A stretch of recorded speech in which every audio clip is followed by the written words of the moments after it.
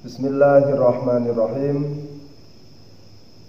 Pembahasan kita pada kesempatan kali ini akan membahas rukun sholat bagian yang kedua atau disebut qauliyah. Sebagaimana ada di pembahasan sebelumnya, rukun qauliyah itu ada 5. Yang pertama takbiratul ihram, yang kedua baca Fatihah, yang ketiga baca tahiyat, kemudian baca sholawat, terus membaca salam. Kita akan bahas per item dari kelima rukun yang ada, semoga menjadi tambahan pemahaman untuk kita semuanya. Yang pertama adalah takbiratul ihram. Takbiratul ihram itu menjadi rukun kedua setelah niat.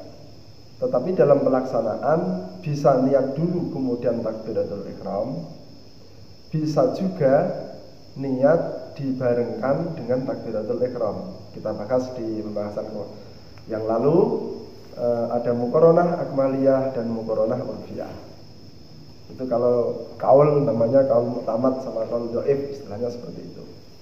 Takbiratul ihram, lafadznya adalah Allahu Akbar. Kalimatnya adalah Allahu Akbar. Tertentu. Tidak boleh lafadz Allah kita ganti yang lain. Semisal ini kan Asmaul Husna itu kan banyak, ada 99. Diganti misalnya Ar-Rahmanu Akbar misalnya, atau Ar-Rahimu Akbar, Al-Maliku Akbar. Tidak boleh, harus Allahu Akbar. Itu takbiratul ihram. Ya, jadi bisa dipahami. Kemudian yang kedua, rukun qauliyah adalah Fatihah, membaca suratul Fatihah.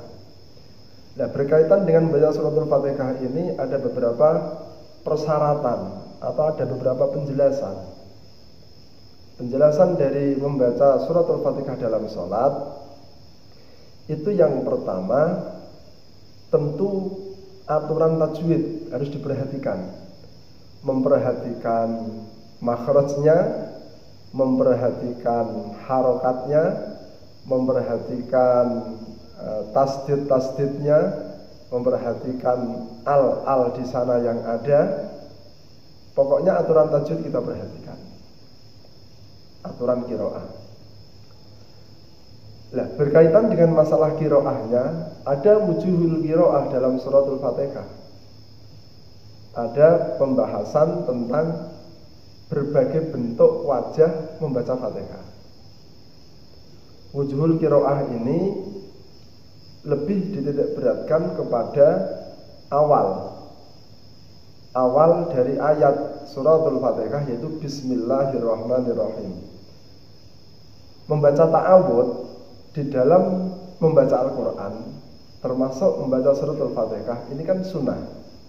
Nah, kesunahan ini ada keilmuannya, tertuang dalam wujuhul qiraah. Bagaimanakah seseorang melafadzkan suratul Fatihah dengan ta'awud di sana? Ada empat wajah. Yang pertama itu diputus semuanya. Jadi a'udzubillahi minasyaitonirrajim. Bismillahirrahmanirrahim. Alhamdulillahirabbil alamin ila akhirih. Boleh. Atau disambung yang awal, diputus yang kedua. A'udzubillahi minasyaitonirrajim. Bismillahirrahmanirrahim. Jadi ta'awudnya diwasalkan, Bismillahirrahmanirrahimnya diwakafkan. Itu wajah yang kedua. Yang pertama kan diwakaf semua. Ini yang wajah kedua, ta'awudnya diwasalkan. Atau wajah yang ketiga, boleh ta'awudnya itu diwakaf, kemudian bismillahnya disambung ke alhamdulillah. Jadi bentuknya a'udzubillahi minasyaitonirrajim. Bismillahirrahmanirrahim. Alhamdulillahirabbil alamin. Boleh seperti itu. Atau boleh juga disambung semuanya. A'udzu billahi minasyaitonir rajim. Bismillahirrahmanirrahim. Alhamdulillahi rabbil alamin. Jadi ada 4 wajah. Biasanya qat'ul jami' diputus semuanya, diwakaf semuanya, atau waslul awal qat'us tsani, diwasal yang pertama, diwakafkan yang kedua. Atau yang ketiga dibalik. Jadi qat'ul awal wa waslus tsani, yang pertama diwakafkan, yang kedua atau bismillahnya diwasalkan ke alhamdulillah. Atau yang ketiga waslul jami', diwasalkan semuanya. Ini diantara wajahnya cara membaca Fatihah yang ditambahi atau diawali dengan ta'awudz. Ada 4 wajah. Persyaratan lain berkaitan dengan membaca suratul Fatihah dalam sholat adalah kita atau telinga kita mendengar. Persyaratannya seperti itu. Tentu yang saya sampaikan ini adalah pendapat masyhur ashab Syafi'iyah. Jadi sholat, rata-rata orang di Indonesia ini kan sholatnya kan mengikuti mazhabnya Imam Syafi'i.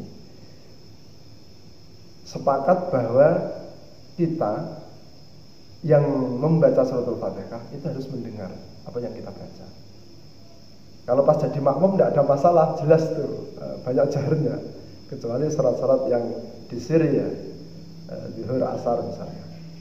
Nah, yang di siri itu atau posisi kita sebagai makmum membaca suratul Fatihah, pendengaran kita, telinga kita harus mendengar. Jadi pelan-pelan. Bismillahirrahmanirrahim. Harus mendengar. Tetapi juga tidak boleh terlalu keras. Tidak boleh terlalu keras, tidak boleh taswis. Bisik-bisik pastinya, tidak boleh.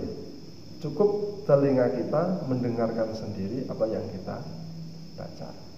Nah, ini diantara persyaratan dasar kita melaksanakan rukun qauliyah yang berupa membaca suratul Fatihah di dalam sholat. Ya. Jadi bersama-sama sebagai penutup pembahasan, saya contohkan membaca suratul Fatihah. Misalnya dengan ta'awudz. A'udzu billahi minasyaitonir rajim. Bismillahirrahmanirrahim. Alhamdulillahi rabbil alamin. Ar-Rahmanir Rahim. Maliki yaumiddin. Iyyaka na'budu wa iyyaka nasta'in. Ihdinas siratal mustaqim. Siratal ladzina an'amta 'alaihim ghairil maghdubi 'alaihim waladdallin.